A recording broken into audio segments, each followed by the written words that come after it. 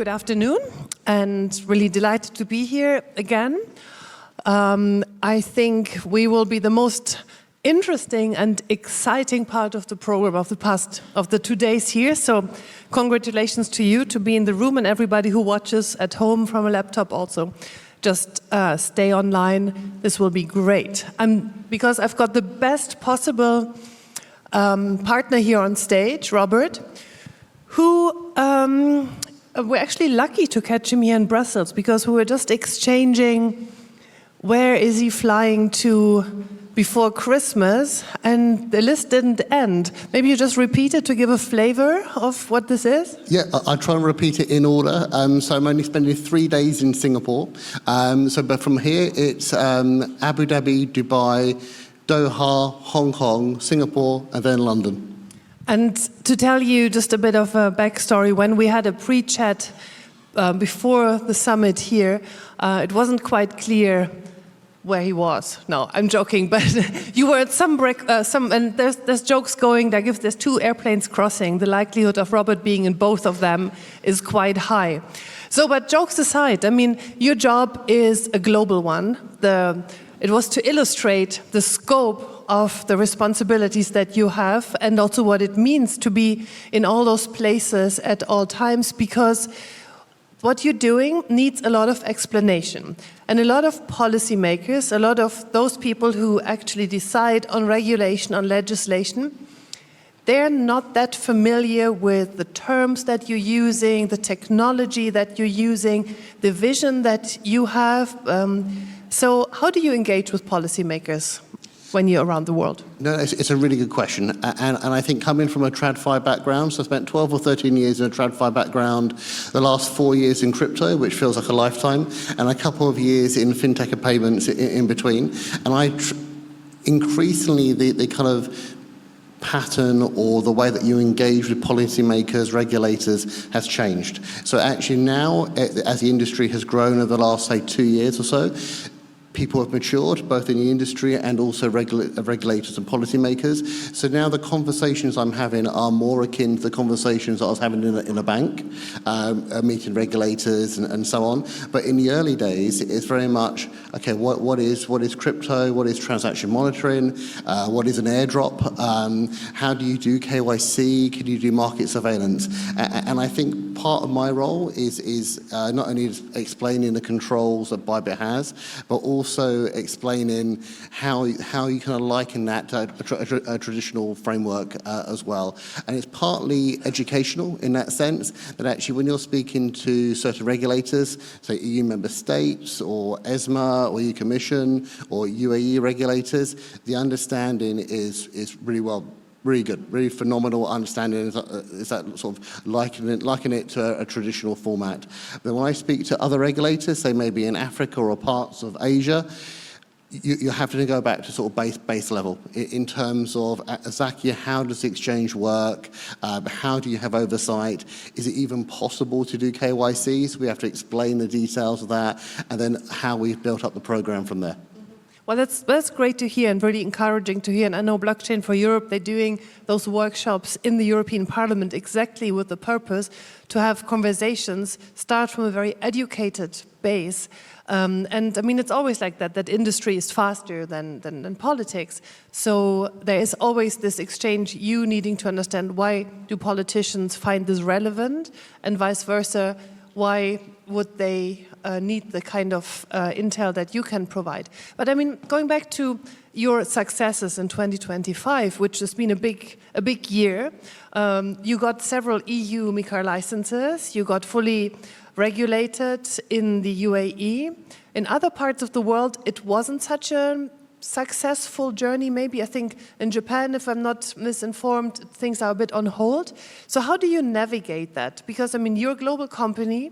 It's very fragmented in terms of the environment that you can operate in. How do you handle that as a business case? It's a really good question. So apart from handling it personally by a lot of sleepless nights, a lot of flights, I'm also grateful that I have a really good team. And it's a global team around the world that supports me in terms of what I do. But in terms of the licensing and kind of that whole piece, so we've been really fortunate to get our MiCA license with the FMA in Austria, and also that allows us to passport into the European Union. We're also looking at a MiFID license as well, also with the FMA. Again, for us, the obviously MiFID framework has been around a little while. MiCA, we took the chance to understand that, and I'm very, very lucky to have a very good public policy team who worked partly on MiCA as well. So we've been able to kind of pick their brains in terms of what does this mean, how do we interpret it, and as we've gone around Europe speaking to the member state regulators, so far, fingers crossed, we haven't encountered any resistance. It is that kind of educational piece, but also not only about policy, but actually what can we as a company bring to that country in terms of ecosystem and education as well. And then to your point, we've been very fortunate in UAE with Abu Dhabi as well. And as Zaki, as you said, unfortunately, as you kind of go further east, we've had kind of patchy success in some ways. So we've been looking at other jurisdictions. We've been looking at Taiwan, Hong Kong as well. Japan, we have a bit of a dialogue back and forth with the JFSA, and it seems to be a yearly thing where we're just before Christmas, they send us a letter and expect us to respond by the new year. And that is very much, I suppose, a quirk of certain countries where there is an element of sort of protectionism of that country or that state, which is totally fine, and also the perception that we are an overseas firm, a foreign firm coming onto a country's soil. And actually, so for us, it is that extra mile in terms of engaging. What exactly do we do? How do we give customer protection? What are the controls? And obviously, for certain countries, Japan, there is that language barrier, and actually trying to explain that across that, it takes time, both on a policy level and with our lawyers as well. Well, it's a lot of trust building, right? A lot of trust in terms of, as you mentioned, a non-Japanese company, a different language, a new offering. So, of course, you being there in person makes a difference. So share on Instagram, like if their Christmas decoration, if they have any, is as good as the one in London. But more seriously, you said yourself that you see a compliance-first approach as a strategic growth engine. Now, this makes everybody in Brussels happy. Compliance first is something where you will find a lot of, you can build a fan club here. And the Brussels effect that's famously describes that sometimes the EU sets the global standard to which the compliance then needs to sort of this is the direction that compliance will take. Do you see something like this in your global work? Very, very much so. So I think that compliance first is something that is not just a tagline for us. It's something that we're trying to do and actually trying to live by. And so actually, whenever I meet with the regulators or team meets with regulators, it is very much, okay, this is what the law is, this is how we've met the law, and this is how we intend to go further as well. And as you said, it's that element of trust, and we are seeing, obviously, again, as we have those conversations in Europe, it's obviously going down very well, compliance first, which is great. And then as we kind of go further afield, again, as maybe at the educational levels of, like, say, VASP or CAS frameworks need to be built up, that compliance first piece is actually a very educational part for regulators. Actually, what does it mean for them? What can they hold on to? What powers does it give them in some ways? And sometimes it's not always transparent to them actually in their own framework why something should be done. Or in the early days, thinking back a couple of years ago, people were literally just copying and pasting from sort of traditional financial crime legislation and just changing a word from like assets to digital assets. But actually, by having that sort of compliance-first approach, how we interpreted that and what does that mean as well. And so it is a bit of a challenge, but we do see, obviously for Europe and sort of other jurisdictions, where there is that kind of compliance mindset, where that you have that traditional sort of banking sectors, banking hubs, so Europe, say Northern Asia, sort of Middle East coming up now, that transition is a little bit easier, and that sort of segue between the two sort of control environments is easier as well. Mm-hmm. Well, let's talk a bit about how you look at those risks that we seem to, in an increasingly shorter pace, see happen, and this impacts massively all industries, like in different ways. But I mean, those risks can be sudden regulatory changes. This can be tariffs that are this way the one day and the other way the other day, depending on what certain presidents have for breakfast. And I mean, your operational structure is highly impacted by such political decisions, again, very fast-paced changes, very geopolitically connected, where you have very little influence in. So how do you handle those sort of risks? It's a really good question, and it's one that I'm really thankful for, being essentially in a technology company. So having worked for large sort of traditional banks that have been around for sort of 200, 250 years, those sort of changes would destroy the infrastructure of those banks. But essentially being in a technology company, like our setup for Europe, our setup for MiCA, it is actually a standalone exchange, pretty much. So it has its own order book, it has its own liquidity pool, it will do its own KYC on its own users. So essentially, it is its own little sort of satellite of kind of Bybit Global. And that is, again, to all extent, like creating a brand new exchange from scratch.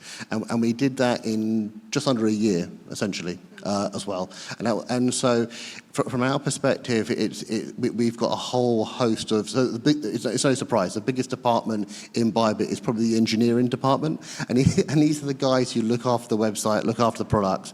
But to your point, when there is a change and it happens overnight, we will very much try and understand what that is, what the impact of that is, and try and give clear direction to the product folks, the engineering folks, to make those changes. But also, if we can't understand it or we can't comply straight away, rather than, I think the old approach would maybe just to leave it and kind of see what happens, we will actively kind of reach out to that regulator or through our policy colleagues or through our law firm in that particular country to ask for guidance or to explain what we can do and what we can't do. That actually maybe for new users going forward, we can collect a tax ID or we can collect certain information, but actually we will need more time to implement bigger changes. So for us, it's actually quite a nice way to open that dialogue, because for different jurisdictions, you see this. So for larger, more regulated jurisdictions, it is a little bit more stable.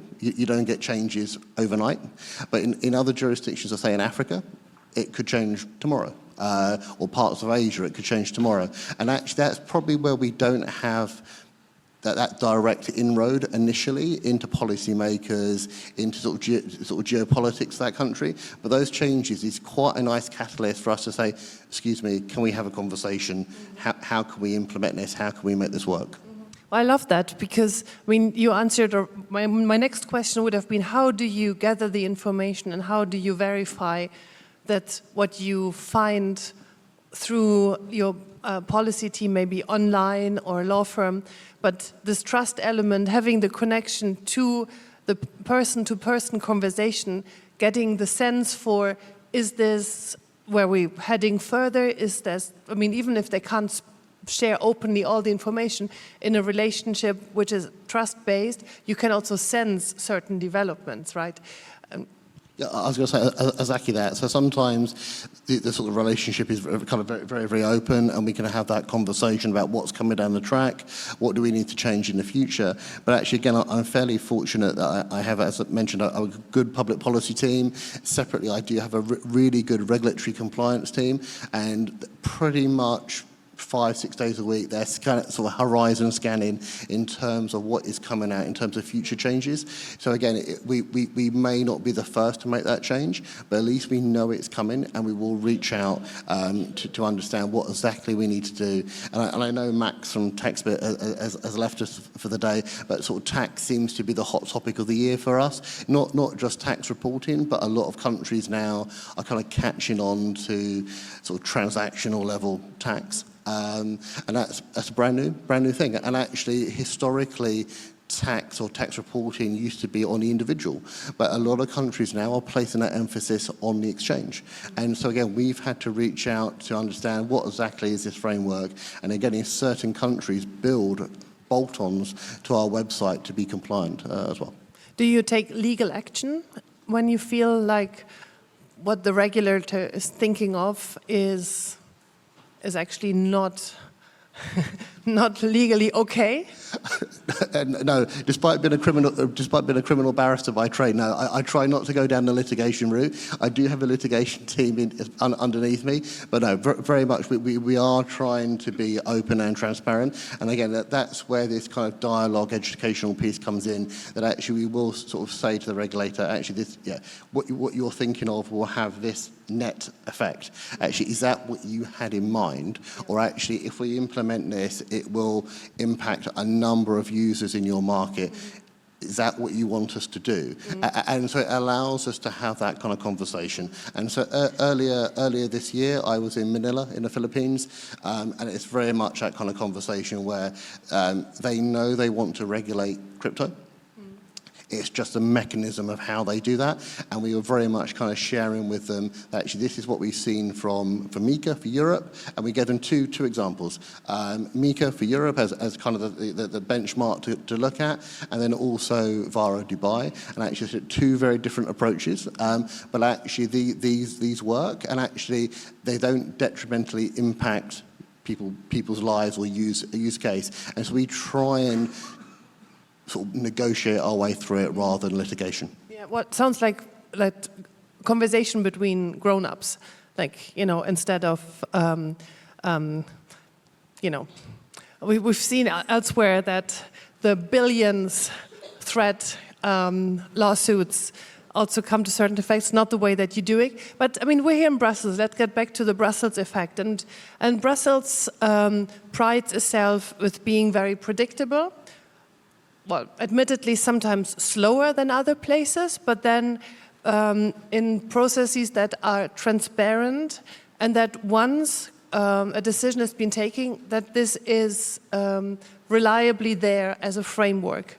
And the Brussels effect, I really want to hear from you that you think that this is great, but if it's not, also okay. I mean, I need to live with that then. No, but more seriously, this sort of reliable framework that is produced by Brussels, do you see that this is positive for your industry, or do you say, well, maybe nice, but you always have the decision when we're already 5 years ahead with our developments? So let me get a sense from you over that. It's a really good question, and I'm conscious where I'm sitting and the audience as well. So yes, Brussels is great, and it's I agree, 100% agree that, as you said, sometimes, particularly for Brussels or Brussels machine, it's probably not the quickest, but the end result is largely okay, I would say. And I have to be kind of careful sort of how I answer this. Also, I would say from an industry perspective that actually, oh no, it's not the outcome the industry would want. But actually, we're moving more now to a phase where exchanges are becoming more regulated, more licensed, and actually, if that is the case where legislation or changes to legislation takes a little bit longer, that's probably not a bad thing. That it allows us as an industry to try and implement change, to be compliant, but also because it takes a little bit of a longer run-up in Brussels, it allows us to have that conversation, where I think historically, like for Bybit, we didn't really have that kind of public policy voice, and so we were just on the receiving end of stuff coming out of Brussels. We didn't understand the text, we weren't able to interpret it, or what does it mean, and so we were bearing the brunt of these changes. But actually now that we're here, we're having those conversations, it gives us a little bit more insight into what those changes are happening, which is great. So it gives us that lead time to think about it, the impact to users, but also to have a conversation with the Commission, with yourselves, and actually say, okay, again, is this how you want it to affect users? Is this what you had in mind for exchanges to comply? And it may not be. And so we can then have that conversation as well. So I think generally, from my perspective, Brussels is going in the right direction. And I know there's a lot of tensions and there's a lot of conversations as well, but I think it's healthy. It's healthy conversations. Well, thank you. Let me check if there's a question from the audience. I need to look at this. No, or if not, I have another question. I don't know. No, nothing happening. No, because we got extra minutes, so I thought maybe there's questions that I need to be aware of. But I have another question for you, because I wanted to get the visionary side of your. We're now in 2025, but looking 5 years ahead, which in your industry again is like 500 years in other places.